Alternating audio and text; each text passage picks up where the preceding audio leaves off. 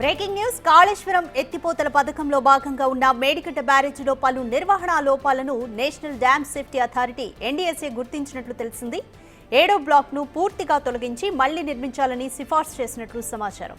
ఈ బ్లాక్ను మళ్లీ నిర్మించేందుకు అవసరమైన డిజైన్ను రూపొందించే బాధ్యతను కేంద్ర జల సంఘానికి అప్పగించాలని సూచించినట్లు తెలుస్తోంది. కేంద్ర జల సంఘం మాజీ చైర్మన్ చంద్రశేఖర్ అయ్యర్ నేతృత్వంలో ఏర్పాటైన నిపుణుల కమిటీ 2 వారాల క్రితం నివేదికను అందజేయగా దీనిపై 3 రోజుల క్రితం కేంద్ర జలశక్తి మంత్రిత్వ శాఖ చర్చించినట్లు సమాచారం. ఎన్డీఎస్ఏ జల సంఘం జలశక్తి అధికారులకు చంద్రశేఖర్ అయ్యర్ నివేదికలోని ముఖ్యాంశాలపై ప్రెజెంటేషన్ ద్వారా వివరించినట్లు తెలిసింది. ఈ నివేదికను తదుపరి కార్యాచరణకు ఎన్డీఎస్ఏ రాష్ట్ర ప్రభుత్వానికి పంపనుంది. 2023 అక్టోబర్లో మేడిగడ్డ బ్యారేజీ కుంగడంతో పాటు కొన్ని పియర్స్ దెబ్బతిన్నాయి. ఎన్డీఎస్ఏ నిపుణుల కమిటీ పరిశీలించి planning, design, quality control, operation and maintenance లో వైఫల్యాల వల్ల దెబ్బతిన్నట్లు నివేదించింది.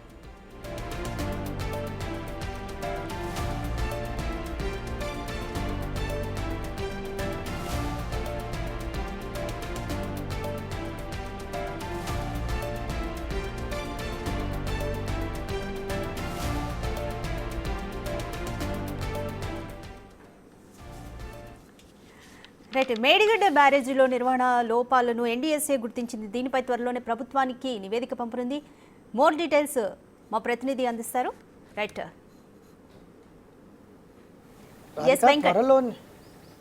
త్వరలోనే కాళేశ్వరం కమిషన్కి సంబంధించిన తుది నివేదికను ఎన్డీఎస్ఏ రాష్ట్ర ప్రభుత్వానికి ఇవ్వనుంది. ఇప్పటికే దాదాపు ఏడాది పాటు ఈ కాళేశ్వరం పైన విచారణ కొనసాగుతున్నటువంటి నేపథ్యం కనిపిస్తుంది. ఇటు ఇరిగేషన్ కావచ్చు, అట్లనే కాళేశ్వరంకి సంబంధించిన కార్పొరేషన్కి సంబంధించిన నిధులకు సంబంధించిన అంశం కావచ్చు, ఇటు ఫైనాన్స్ డిపార్ట్మెంట్కి సంబంధించి ఈ 3 డిపార్ట్మెంట్లకు సంబంధించి దాదాపు ఏడాది నుంచి కాళేశ్వరం పైన జస్టిస్ పినాకి చంద్రఘోష్ విచారణ చేపడతా ఉంది. ఇక తాజాగా కూడా 5 మంది ఎవరైతే ఈఎన్సీలు ఉన్నారో ఈ కీలకంగా కాళేశ్వరం కింద ఉన్నటువంటి మేడిగడ్డ, అన్నారం, సుందిల్ల ఈ 3 ప్రాజెక్టులకు సంబంధించి పూర్తి స్థాయిలో ఈఎన్సీలో ఎవరైతే ప్రధానంగా ఉన్నారో మురళీధర్ రావు, అట్లనే నల్ల వెంకటేశ్వర్లు, నరేందర్ రెడ్డి ఇట్లాంటి కీలకమైన అధికారులను కూడా విచారించింది. కీలక డేటా సేకరించినటువంటి నేపథ్యం కనిపిస్తుంది. ఇక ఇప్పటి కాగ్ సంబంధించిన నివేదిక పైన కూడా కాగ్ అధికారులను కమిషన్ విచారించి ఉంది. ఇక తుది దశకు చేరుకుంది అని చెప్పుకోవచ్చు.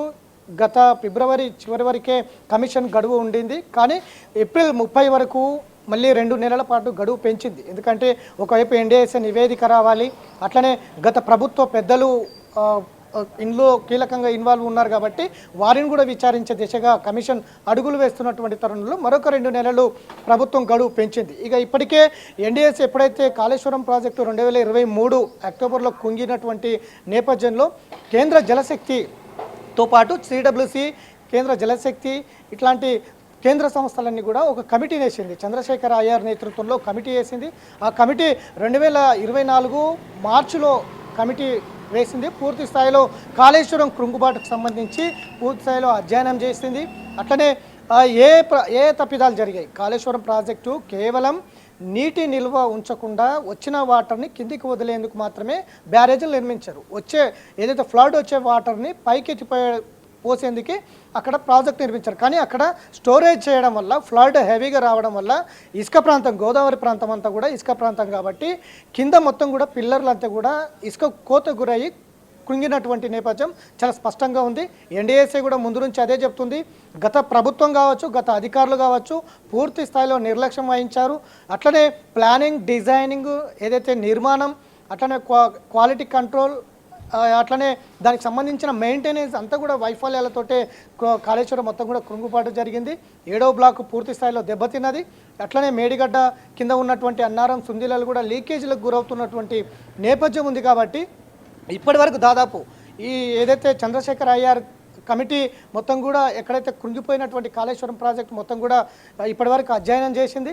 ఎందుకంటే గతంలో 2023 కుంగిన తర్వాత అప్పుడే ఎలక్షన్లు వచ్చినాయి, అసెంబ్లీ ఎన్నికలు, దాన్ని గత ప్రభుత్వం పక్కన పెట్టేసింది. కుంగిపోయిన సంగతి తెలిసింది.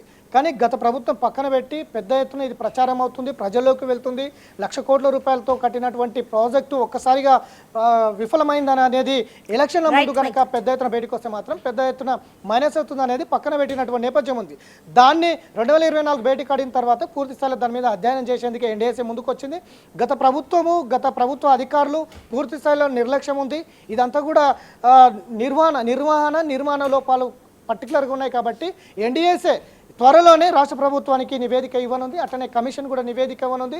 ఆ నివేదిక ప్రకారం తుది నివేదిక ఏప్రిల్ 30 తర్వాత తుది నివేదిక కమిషన్ రాష్ట్ర ప్రభుత్వానికి అందించే అవకాశం అయితే స్పష్టంగా కనిపిస్తుంది.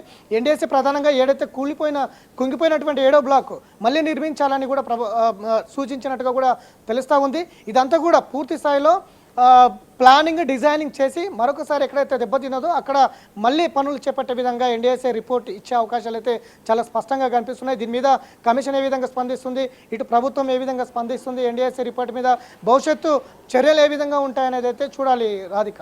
Thank you Venkat.